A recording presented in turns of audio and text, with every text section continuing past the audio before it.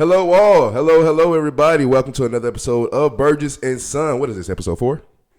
Number 4. Number 4. Can I get a 4 for 4? And I want the nuggets, I want the honey mustard, and I want the double stack. No, wait, it's not double stack, is it? Baconator. Okay.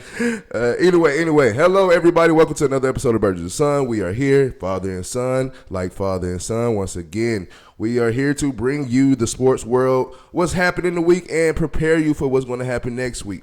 As you can see, rocking the jerseys because your boy Ovechkin just passed about a couple of days ago.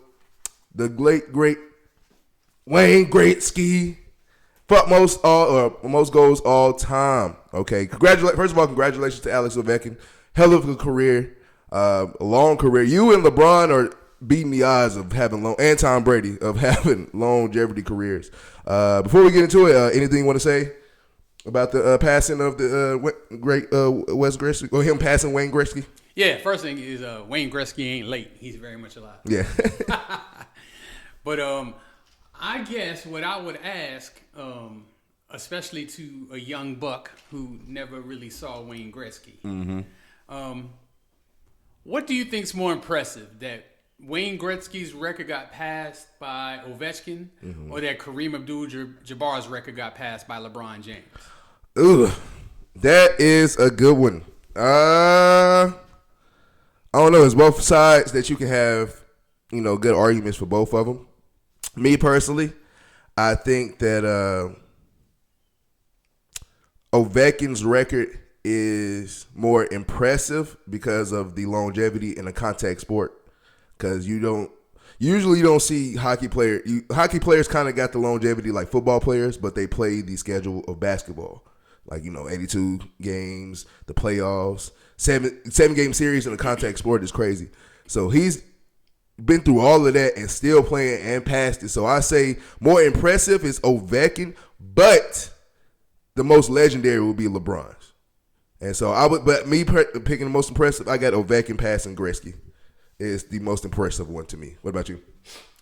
First off, both of them are highly impressive. Both of them. Extremely impressive. That LeBron could break Kareem's record in less games, less shot attempts, all that kind of stuff.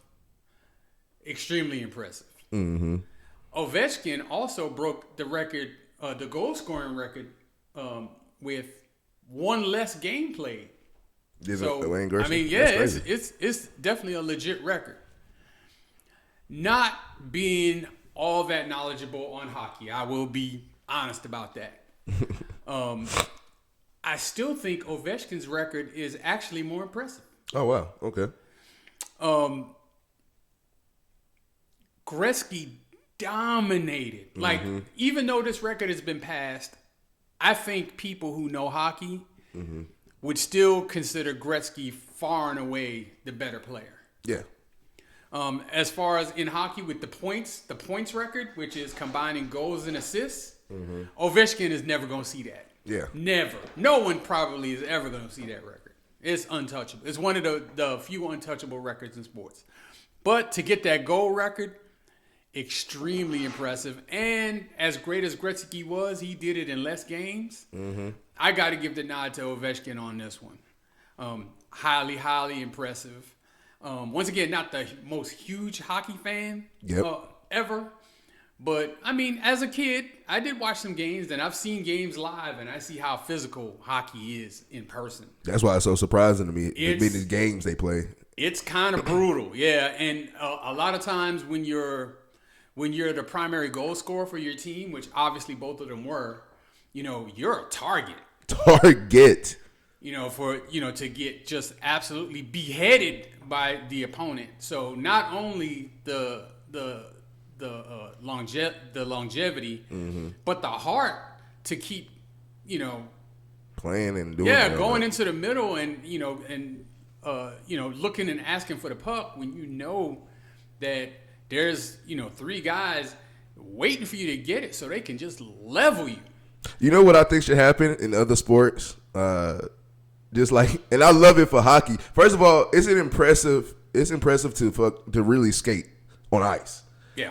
To keep your balance and to play a game more impressive. But mostly impressive, you know how mad you got to be to fight? And to fight on skates and not fall until somebody knocks you out is very impressive. You know what? That should happen in other sports. Somebody get in a tussle, get your little fade in right quick. Take the helmet off, get your 10-second fade. First person to fall. Now it's not gonna happen, and it's unrealistic. But I would love to see it because they fight in hockey. That's why I love hockey. I watch it like who go fight today. So that's what I would think, man. I will admit I always like that about hockey. Yeah. Two people had a problem. They just step back and let them fight. Like squabble it out. Hey, go ahead and work it out amongst yourselves. We'll jump in at the end. Whoever falls that's the loser. You got to take your L. Yeah, but just the physicality of the game for someone to play that long and be that productive as Ovechkin with the goal scoring. Just knowing that people are trying to take your head off. You got to keep your head on a swivel at all times. And the skills that it takes, not only just the skating but the puck work. You're doing everything with a wooden stick on ice. Man, like it's unfathomable to me. Of course, I've never really played ice hockey. I have ice skated, or I've tried. Really? I landed on my butt. Dude, a whole lot, and I didn't have anybody trying to take my head off while I was doing it. I just couldn't stay up. My ankles were hurting so bad the first time I did ice skate. I hated it. Yeah. All right, moving on today. WNBA Draft is coming up. I know a lot of people. Actually, WNBA has been getting a lot of more. Really, women's basketball has been getting a lot of more push. Caitlin Clark actually helped that. Angel Reese. Now we got Paige Beckers from UConn, Flau'jae Johnson from LSU. Don't forget Juju. The Juju. Don't forget Juju. Even though she's hurt right now, but she can. Jaden Daniels, girl. Childish. See that? Childish. So it's coming up. We are more. We kind of looking forward to it now more and more and more as more players come in and out of college. Right now, I think the projected number 1 pick is Paige Beckers, if I'm not mistaken. Rightfully so. I think Flau'jae Johnson said she's coming back to college for 1 more year, which is good. It's cool with me. What you think about the WNBA draft and Paige being number 1 pick? Do you think women's basketball as a whole too has took that step up to being now you notice us? To answer that question that you just asked, have they taken steps forward? Yes, they have. Are they on par with the men? No, they are not. But I will take the time to say this. Congratulations to Paige Beckers on winning the national championship with the University of Connecticut. Well deserved. She's definitely going to be the number 1 overall pick in this upcoming WNBA draft. And, kind of when I was looking at it, there was the number 2 pick is supposed to be some center out of France. Yeah. Now, I'd never heard the name before. So they scouted like that now, huh? Yeah, and then the Dallas Wings have the 3rd and 4th overall picks. For real? Yeah. Hold on. That's crazy. So, it looks like it's going to be interesting. What I do like about the WNBA draft is that they do piggyback off of the college. So basically, within 10 days of the women's national championship in college, they have the WNBA draft right after. Yep. I think that's smart, to kind of keep that momentum going, because the WNBA, I don't even honestly think is on par with the women's college game. Yeah. I think they have a little bit to go, even though that's where they get the players from. Generally speaking, is from the college players. I don't think they're not the stars in the WNBA that they are when they're in college. Yeah, for sure. And so I think it loses a little bit of luster going to the WNBA, just because I don't think the WNBA is as respected as women's college basketball. Yeah, for sure. It's good. And I mean, if you watch the games, you see good basketball. And I always, admittedly, I do not watch the WNBA, like during the regular season much. But I do watch the WNBA playoffs, and I most certainly watch the WNBA finals, and it's always a good watch. With it forming really now, kind of women are going through that phase of when men's football kind of was first introduced, and as far as college football was the mecca, like that was where you wanted to be. That's where they started playing is college. Yeah. So like that was mostly watching. When the NFL came, nobody cared about the NFL. Mm-hmm. We was watching college. Now it's kind of you watch NFL more than college, or it's the same. But that's where it's going to now. Like they're experiencing that of college, women's college basketball is going to forever be, not forever, but for right now, it has the upper reins on the WNBA. But at some point, it's going to change, and the WNBA is going to be worth watching, like the NBA is worth watching. Correction on that: 3rd and 4th pick is Washington. Oh, so it's Washington, not Dallas. Okay. Dallas got the number 1 overall pick. Oh, my bad. messed up my research. But it's going to be good for Dallas. Probably get Paige Beckers in there. Yep. And come to Dallas. Dallas is going to be turned up. They lost Luka. Here comes Paige Beckers to save Oh my y'all. God, yeah, that's going to help. That's going to help everything. So look, it's in Texas. You had the number 1 pick in San Antonio a couple of years ago with Victor Wembanyama. That brings some revenue. Now if you have Paige Becker, Texas is on the ride. Now sorry, Luka. I just wish you was here. I'd like to see the WNBA grow, and I think they are actually adding an expansion team this year. Yes, it's like Golden State something. I cannot. I do not know the name. I'm sorry.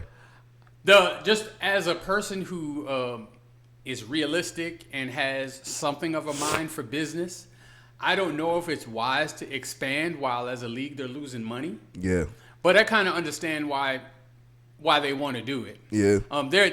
They're trying really hard to push this. The WNBA.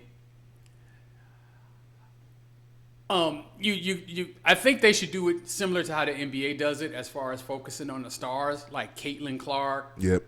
Some of the big names that people recognize and get them more front and center. I don't know if another team is really necessary, but we'll see how it works out for them. Hopefully, it goes okay.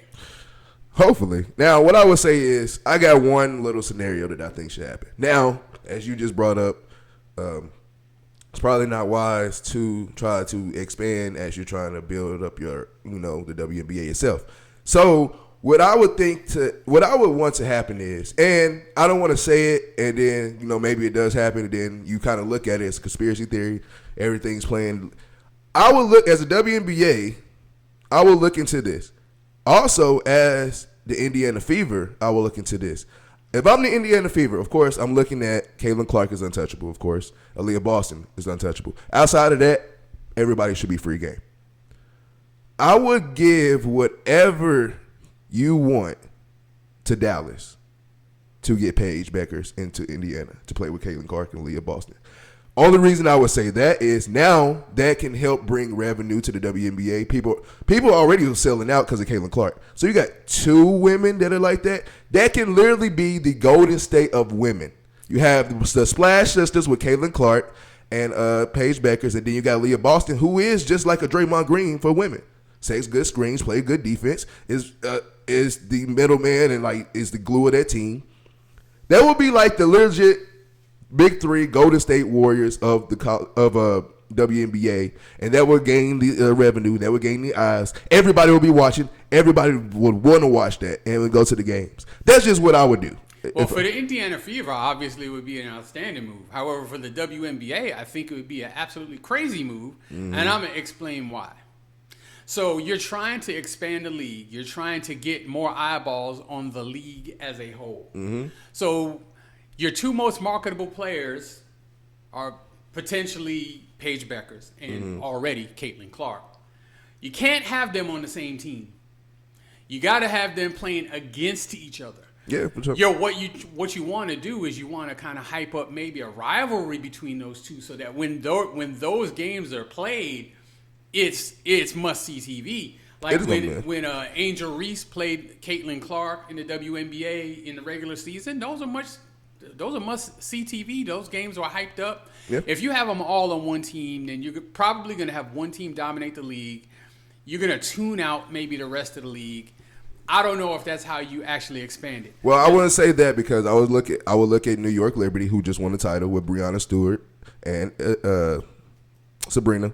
Look at Las Vegas, A'ja Wilson. In my opinion, A'ja Wilson is the best women's player right now. She is. And so I think I think it's spread it out enough. But if you want eyes and revenue, I say why not take that move? But I do get what you're saying. I think the more stars on each individual team, the better, because what you do is you have to rile up the fans in your home city. So you can't just rely on everybody wanting to watch the Indiana Fever. So you want the people in Indiana people watching the Fever. You want the Chicago people watching the Sky. You want the New York people watching the Liberties. You want the Dallas people, and so on and so forth. And you don't necessarily want all the big name people on one team. Mm-hmm. If it happens organically, however that should happen, yeah. But I don't think that's a way to build the league. Yeah. I mean, when the league started in, I think like 96 or 97, somewhere around there, the best team was the Houston Comets. They won, if I'm not mistaken, the first 4 WNBA championships. Damn. They no longer exist. That's crazy. So I mean, like, I just don't know that packing a whole bunch of guys, or ladies on one team, and selling it as a super team is necessarily a recipe for a successful league while it's still trying to grow. Yep. Now, if it gets to the point where it's profitable and all of that kind of stuff, then that could help take it to the next level. But you got to get people engaged first, and I don't think they're engaged enough to be able to make a move like put all the good players on one team. You're just going to turn people off, really, in my opinion. Yeah, for sure. I love that. But congratulations to you, Paige, again, winning that title. Congratulations to Geno, man. I don't know how his recruiting process is, but this man finds them players. Not only does he win with those players, he sends them to the league, and they become good in the league. Deanna Taurasi, Breanna Stewart, Maya Moore, now Paige Beckers. List goes on and There's on. A lot of them. A lot. We'll sit here for hours trying to trying to pick out which names there are next. But yeah, man, Geno, I don't know what it is, but he finds these women and he wins. And this is his 12th or 15th title? No, it's 12. 12 title as a women's college coach, crazy. As a coach, period, is crazy. Would you say Geno is the best college coach ever, men or women? Interesting. I would definitely say that he is the most accomplished. Yes. Without question. Best is kind of a difficult question to answer based on, because it's not apples to apples. Yeah. But what he's done, obviously no other coach in women's basketball has done. And even whoever you think is the best coach in men's basketball, I think is John Wooden. John Wooden hasn't done what Geno's done. Yeah. And, I mean, 12 national championships, 24 Final Four, 24 Final Fours. That's a lot. Dude,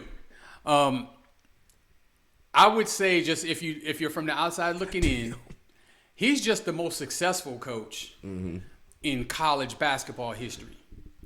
The best is so hard to say with men or women because the men's game is so much more different than the women's game, and the talent is spread around more in the men's game than it is in the women's game. However, just like you said, he keeps them coming. It's like a turnstile at UConn. Great, all-time great player after all-time great player. And now Paige Beckers is leaving, and what's her name? Is it Sarah Strong? That center? Oh, my God. Where do he find these women? Dude. I mean, and it's just one after the other, and, they love him. They play hard for him. Yes. They stand by him. Respect the hell out of him. And I don't know what else you can say. Like I said, he's so highly accomplished. I wouldn't even argue if someone said he's the best college coach ever. I wouldn't want to diminish his accomplishments by saying it's because he coaches women. What he's done is absolutely insane. You could play a video game and play some kind of dynasty mode and not be as successful as him on a video game. On a video game. And he's doing this in real life, real time, 4K. all these ridiculous winning streaks and just insane. And I think he's been the coach there going on 40 years. Mm-hmm. So you're telling me that he's coached for 40 years and in 24 of them he made the Final Four? That's more than half the time. The Final Four. The Final Four. Not just the tournament, the Final Four. And then half the time that he makes the Final Four, he wins the whole thing. That's not even mathing up right. The law of averages, with Final Four, 1-4. Yep. And he's out there going crazy. He's 1-2. He's going crazy. Yeah, like you said, it's kind of hard to say is he the best coach, but definitely the more accomplished coach for sure. Before we get to the best segment in the world, I have a surprise this week. Last week I got surprised with Zay's rant. Okay, and I had a rant about Ja Morant. So this week I got a surprise for you, Mr. Keith. Okay, I got a question for you. This question comes because the great Carmelo Anthony, he is going to the Naismith Hall of Fame. Well deserved for sure. Absolutely. We actually had the pleasure, I don't know if you've seen him beforehand, but we had the pleasure to watch Melo play against Memphis in a Knicks uniform. Phenomenal player in person. Unfortunately, he did get hurt that game. But phenomenal to watch in person. Phenomenal numbers. Dude, phenomenal career. So, obviously, he's going to the Hall of Fame. He's going to have his jerseys retired. I would like to ask you this silly, fun question of what if two teams that he played for in the first two teams in Denver and New York, both good this year, both have decent players, great players on their squad. If you can pick any Melo, any form of Melo, and put him on either the Nuggets now currently with their roster or the Knicks now currently with their roster, which team do you think will advance more and maybe win a championship? And which form of Melo would you pick? I would take the Melo that won the scoring title with the Knicks. Okay. But I would put him on today's Denver Nuggets. Yeah. Yeah, him and Jokic. My God. And Jamal Murray. And Jamal Murray. And Michael Porter. I don't know how you stop that. I don't. Because the thing about Carmelo is he was so skilled. He could score inside. Mm-hmm. He can hit you in the mid-range. He can hit the three. Yep. He was not afraid of the big moments. He'll take the big shot. Unfortunately, as far as winning championships at the NBA level, it didn't work out for him.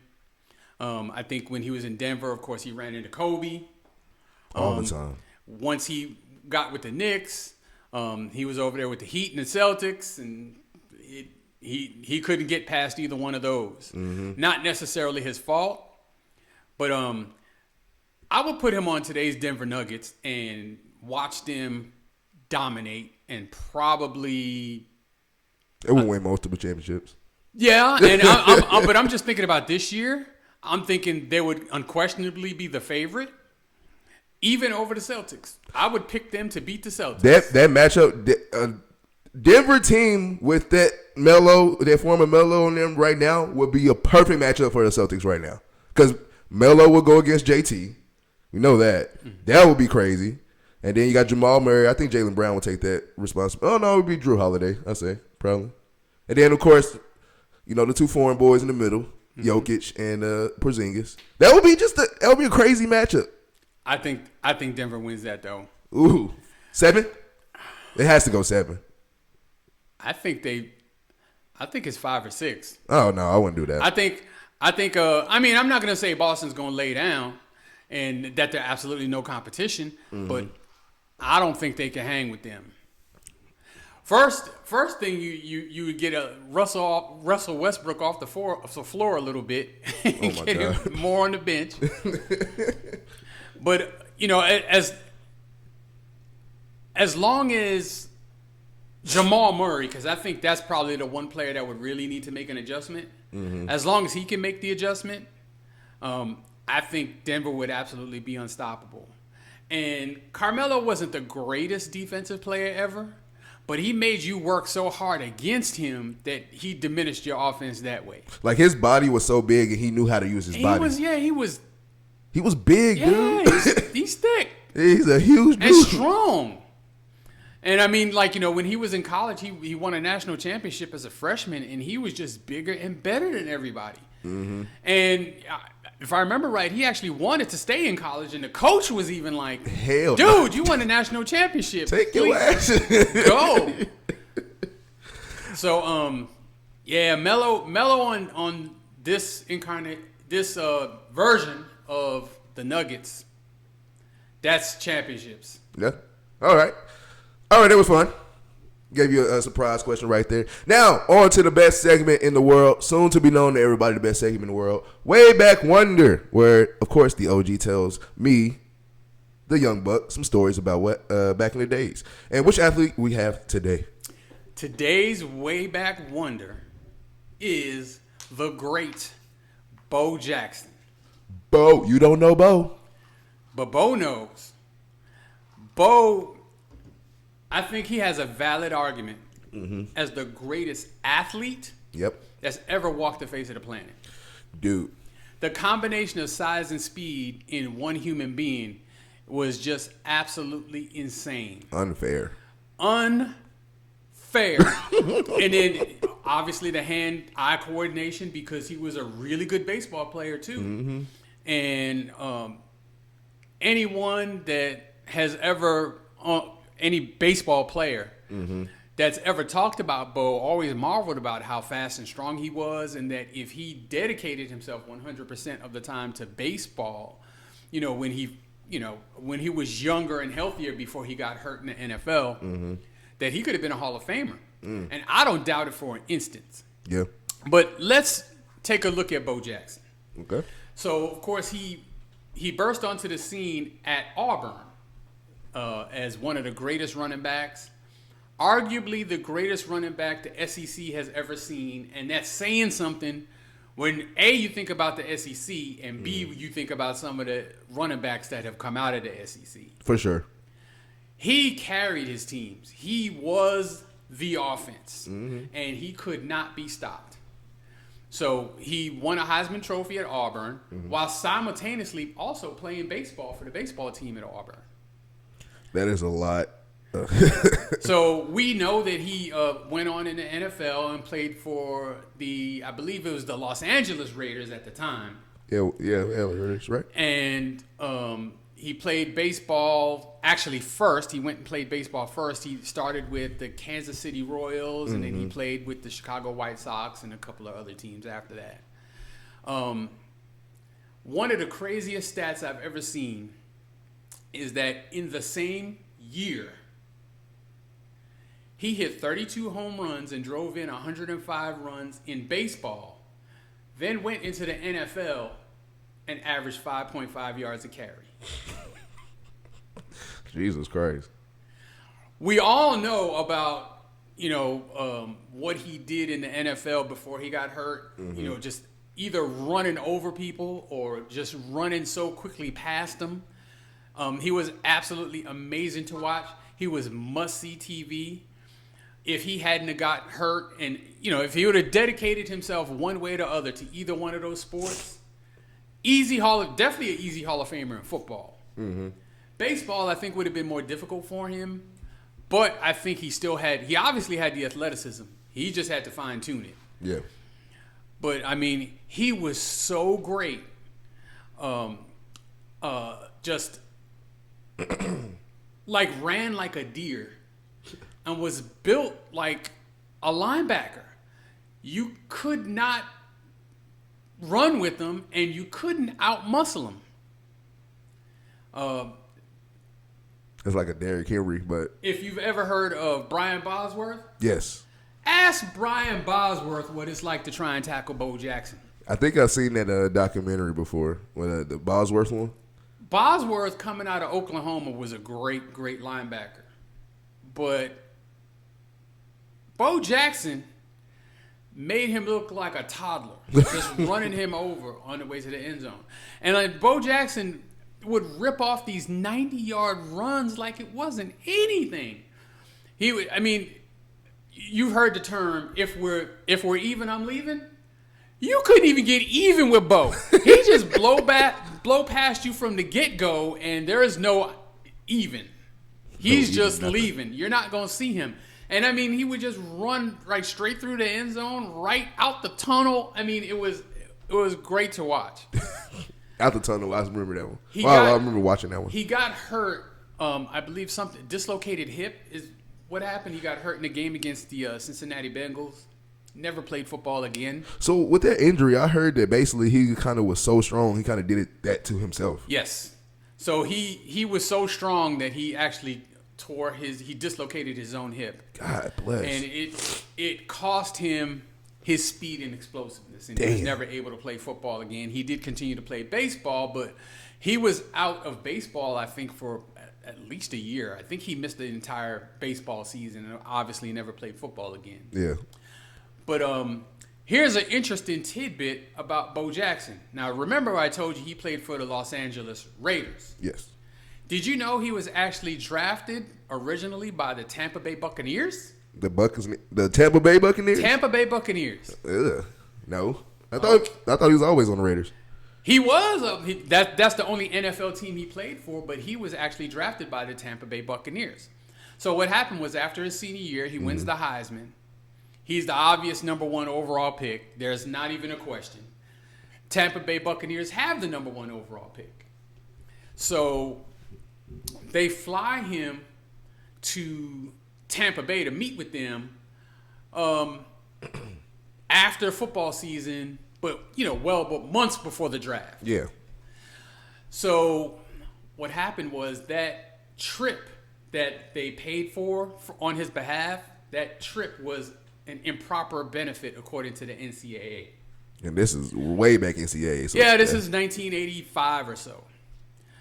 So it was considered an improper benefit and made him ineligible, which for his football career, that was over anyway because that was his senior year.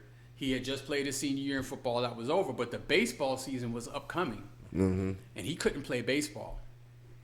Damn. For Auburn. Because... Right, because he was deemed ineligible because of that benefit, the benefit of that trip. He believed that the Tampa Bay Buccaneers offered him that trip on purpose to intentionally make him ineligible for baseball so that he wouldn't get hurt playing baseball. They didn't want him to play baseball before the NFL draft. Once he became ineligible... Assholes. He told Tampa Bay, there's no way I'm going to play for your organization. Do not pick me. I refuse to play for the Tampa Bay Buccaneers. They picked him anyway. He refused to report. You wasted a number 1 pick. He went to play baseball. He played for the Kansas City Royals instead. And if it wasn't the next year after that, I believe it was the next year after that, he was actually picked in what's called the supplemental draft by the Los Angeles Raiders. So that's how he ended up playing for the Raiders and not the Tampa Bay Buccaneers. And as far as I know, the Tampa Bay Buccaneers got 0 for that pick. They had the number 1 overall pick. The guy that they picked never played for them. That's what you get. And I don't believe, I could be wrong about this, but I don't believe they got any compensation for him ending up on the Raiders after that. Good, because you tried to screw over somebody. That's... So,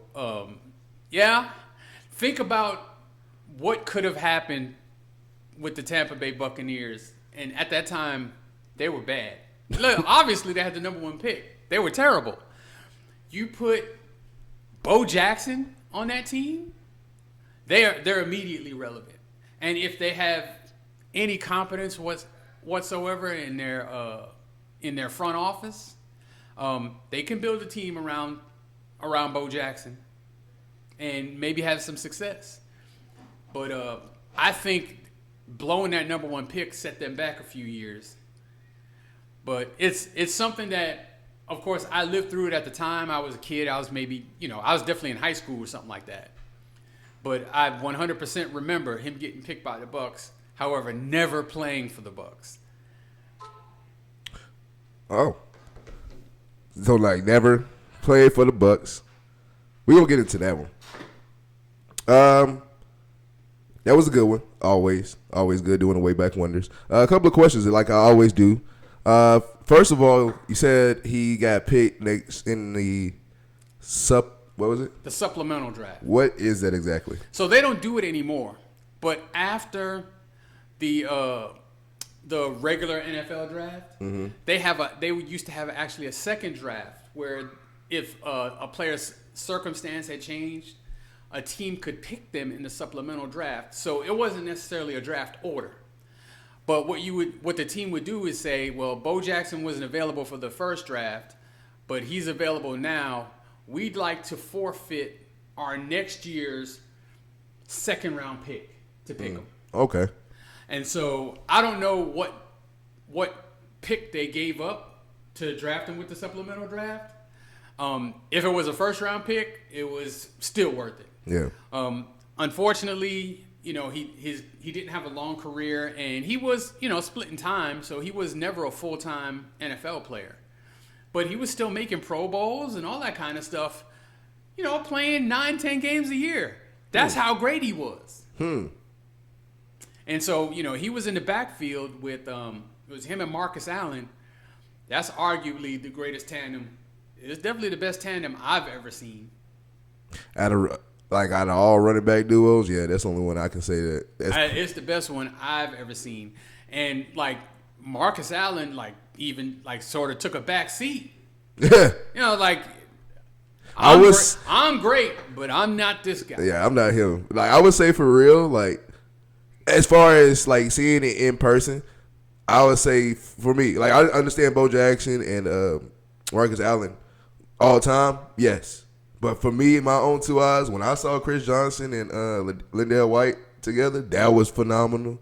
And a lot of more running back duos that was good. Mark Ingram and Alvin Kamara, I think, is really underrated. Mm-hmm. But yeah, for sure, those two was good. Yeah, that was a good way back wonder. Always good with the way back wonders. Best segment in the world, soon to be known to everybody who's best segment in the world. Next, we have top five list of the week. Today, what is our list of the week for today? The list is the top 5 biggest championship game upsets of all time. I know a few, but let's hear them. All right. Originally, I wasn't going to list them by number, but now you got to. Yeah, let's have some fun with it. So, number 5, I have the Patriots over the Rams, the greatest show on turf Rams. Tom Brady's first Super Bowl. Oh. Going into that Super Bowl, nobody gave the Patriots a shot at all. And that Rams team did. They was. Hall of Famers everywhere. Kurt Warner, Marshall Faulk. Isaac Bruce. Torrey Holt. Jesus. And then on defense, they were loaded as well. It wasn't even a thought of the Rams winning the game. It was by how much. Are they going to hang 35-40 on Bill Belichick's defense? But actually what ended up happening is Bill Belichick's defense held them down. And Tom Brady began his legacy with his first Super Bowl winning drive. And that was versus the Rams. It was against the greatest show on turf Rams. St. Louis Rams at the time. Yes. And so, number 4, I have, in 2011, the Dallas Mavericks over the Miami Heat in the NBA Finals. I would like to just say, I remember this vividly, me calling. I said, I think the Mavericks can get it. And he said, there's no way in hell. I didn't think there was a chance.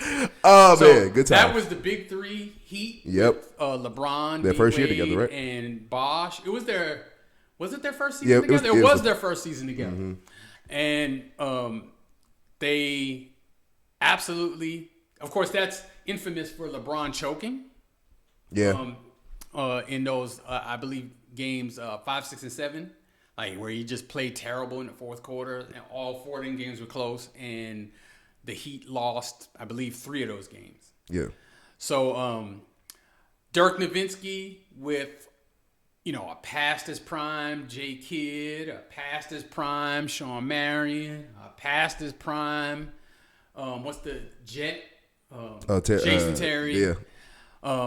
Tyson Chandler, JJ Barrera, midget. He went in there and he basically slayed the dragon and played probably the best NBA Finals this side of Michael Jordan. It was absolutely. I think that's I think Dirk Nowitzki's finals run was one of the best of all time. Yeah, because I think he swept Kobe that year. Swept Kobe, who just won a back-to-back championship. Yeah, who's coming off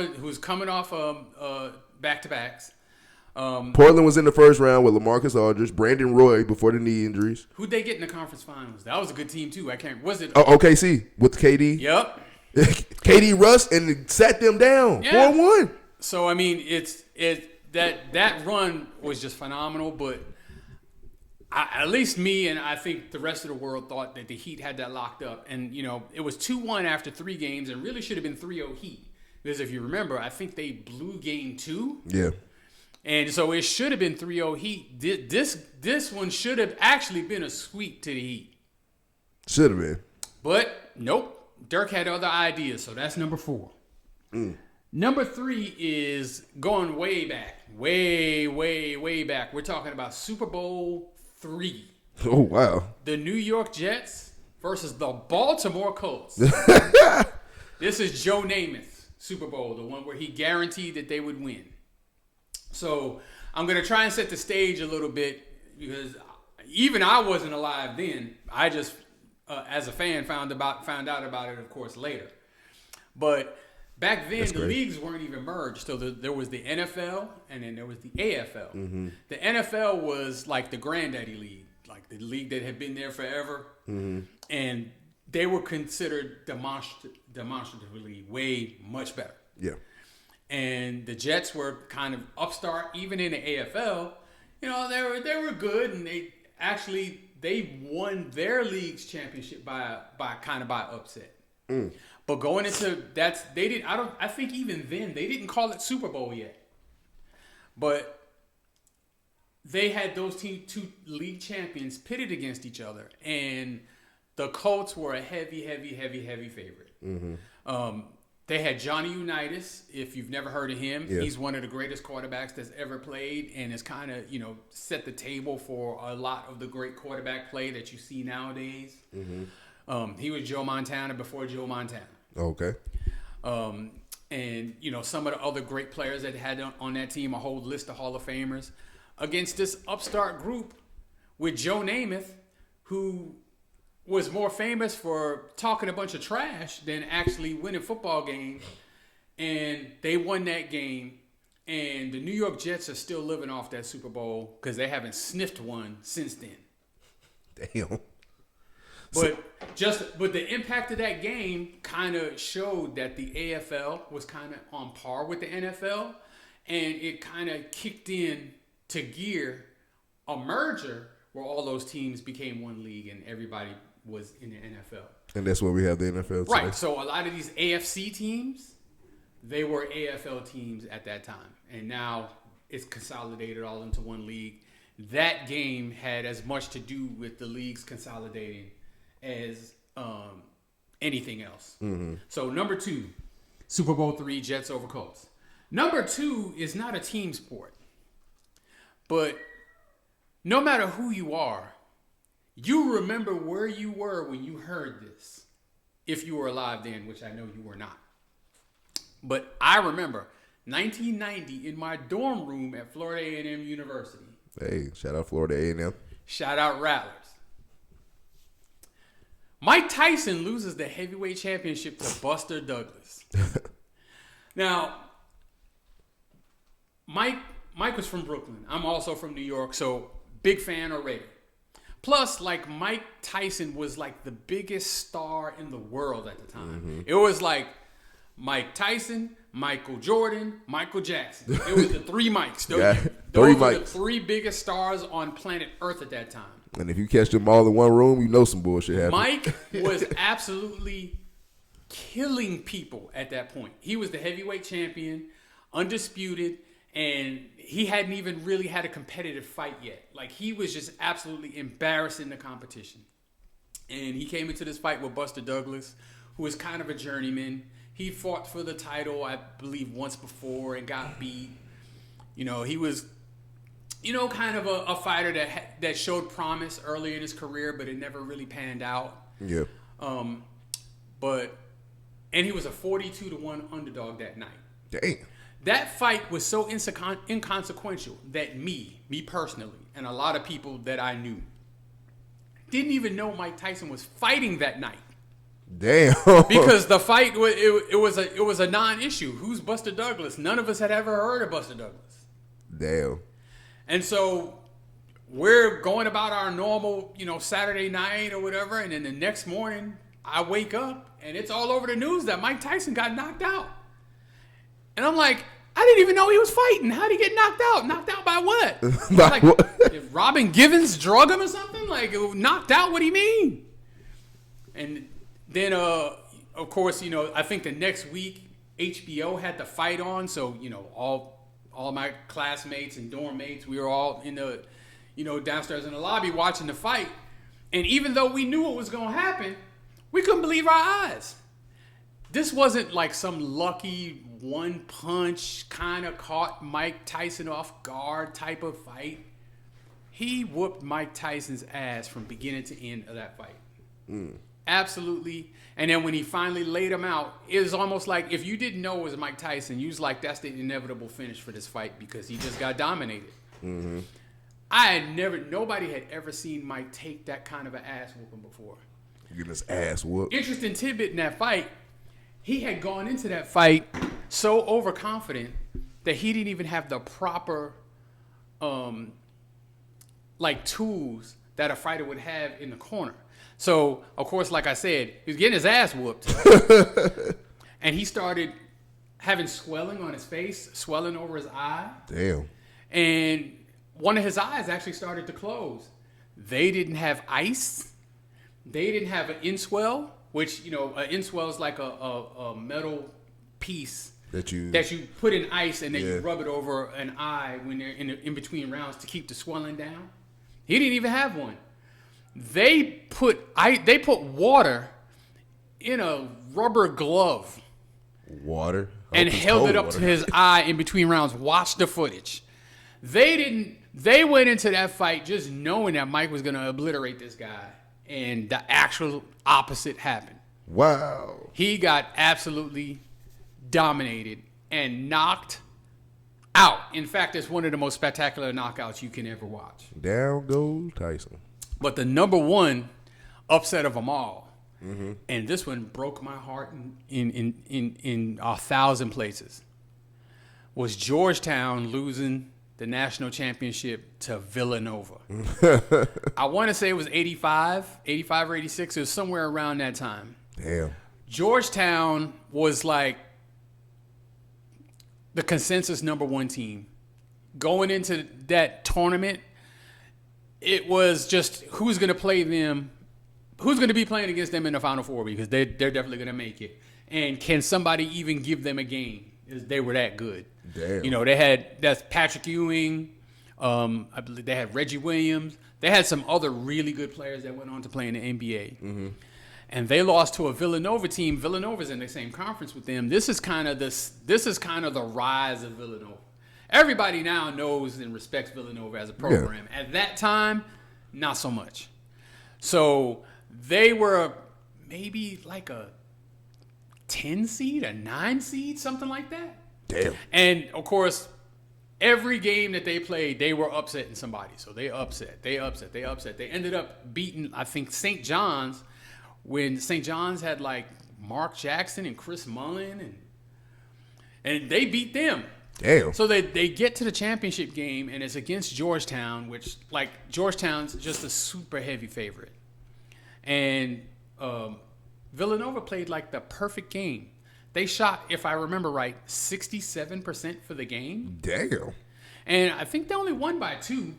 But like they had to play a perfect game to win by 2 against Georgetown. That's crazy. But it was so unexpected and so overwhelming. It made a star out of the coach, Rollie Massimino. Okay. And it was just a huge launching point for the University of Villanova and its basketball program. And a huge letdown for Georgetown, who I believe the year before had won their NCAA tournament against Houston. And they lose this time against Villanova. That's the number 1 overall upset. And that is the top 5. That is the top 5. Honorable mention I would say, is that I thought you was going to put it in, was Golden State versus Cleveland. 7-3 win, Golden State. Oh, okay. Yeah. Goes in, everybody thinking they're the favorite. I thought, to be honest, I ain't going to lie to you. When they went up 3-1, I said it was over. Yeah. I said, oh, no, it's over. I think everybody thought it was over except for the Cavs.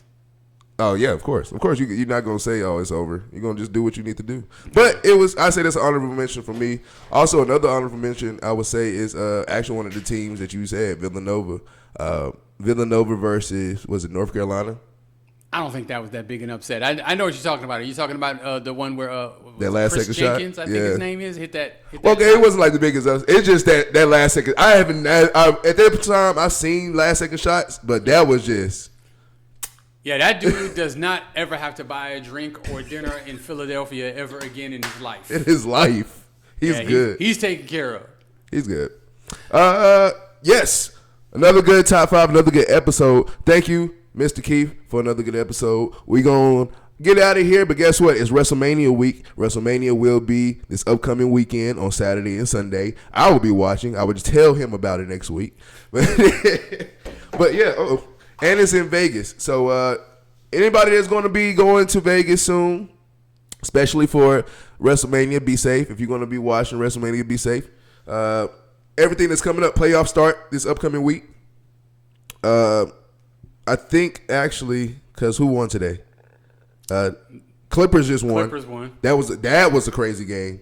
Mm-hmm. Denver won today. Memphis and another one. Well, the East was already locked up. It was more about the West. Yeah, Minnesota's the other team that won. Okay, Minnesota. And so I think with the Clippers winning, the Clippers it makes them a 5 seed, right? Yep. Okay. And they play Denver. They play Denver. Ooh. Denver's the 4. Mm-hmm. That's gonna be a series. Yeah. Then what's it? Golden State is in the play-in, right? Golden State is number 7. They host the play-in on Tuesday. Okay. Against Memphis. Is it Memphis? Yes. That's gonna be kind of big because I haven't checked nothing yet, and we just kind of saw a live Jimmy Butler coming up limping. Hopefully that's not serious, because that's serious. You need Jimmy Butler for the playoffs. Yeah. Maybe you can hold off the play-in game. Maybe, kind of. I would say still no. Maybe this first one. They do have the cushion of being able to actually lose that game and not be out. Yeah. So you don't want to do that, but I'm just saying. Yeah. If they lost on Tuesday, it's not the end for them. Yeah. Okay. But you never want to be in one of them games where like lose and go home. You don't want to put yourself in that position. So I hope he's okay. You know what? That's another topic for another conversation for another day, of how I feel like the play-in, it's good basketball entertainment, but it's unfair because like somebody like the Warriors who definitely worked their ass off and they deserve the number 7 seed, and it can be stripped away by losing 2 games in a row. Having 2 bad games in a row, you can be going home, not even going to the playoffs. But that's for another day. But thank you guys for tuning in. We reeled you in. Now you're watching. Next episode is going to be episode 5. Hey, man, we making it. High five. All right. Touch your germy hands. Hey, they be I don't know what you've been doing. Rudy Gobert say. Oh. Hey, until next time, man, we love y'all. Peace out.